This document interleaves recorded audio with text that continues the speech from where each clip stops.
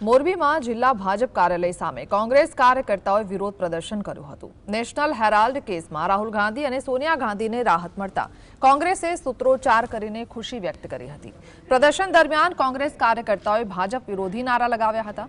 કોંગ્રેસે આક્ષેપ કર્યો કે ભાજપ દ્વારા રાહુલ અને સોનિયા ગાંધીને ખોટી રીતે ફસાવવામાં આવ્યા હતા। આ તરફ ભાજપ કાર્યાલય પાસે ભાજપ અને કોંગ્રેસ બંને પક્ષના કાર્યકર્તાઓ સામસામે આવી ગયા હતા અને બંને તરફથી નારેબાજી થઈ હતી। ઘટનાના પગલે પોલીસ પણ સતર્ક બની હતી અને પરિસ્થિતિ કાબૂમાં રાખવા માટે જરૂરી વ્યવસ્થા ગોઠવવામાં આવી હતી।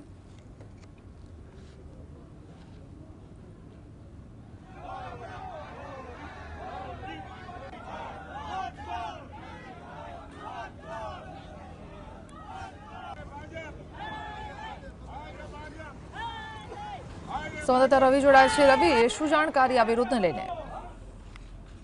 પ્રકારે વાત કરીએ તો મોરબીમાં આજે ભાજપ કાર્યાલય સામે કોંગ્રેસના સૂત્રોચ્ચાર છે તે જોવા મળી રહ્યા હતા। જે રીતે ભાજપ હાયના નારા સાથે કોંગ્રેસ દ્વારા જે વિરોધ પ્રદર્શન છે તે કરવામાં આવ્યું હતું, જેમાં નેશનલ હેરલ્ડ જે કેસમાં રાહુલ ગાંધી અને સોનિયા ગાંધી છે તેમને રાહત મળતા કોંગ્રેસે આજે ખુશી છે તે ખુશી વ્યક્ત કરી હતી। અને આ દરમિયાન કહી શકાય કે જે મોરબી જિલ્લા ભાજપ કાર્યાલય છે ત્યાં ભાજપ સામે જે ખોટી રીતે ફસાવવામાં આવતા હોવાના આક્ષેપ છે તે પણ કર્યા હતા અને સાથે સાથે ભાજપ અને જે કોંગ્રેસના કાર્યકર્તા છે તે સામસામે આવી ગયા હતા અને નારાબાજી કરી રહ્યા હતા।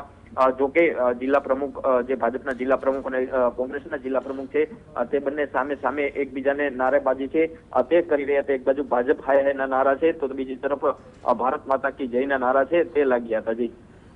જી, આભાર।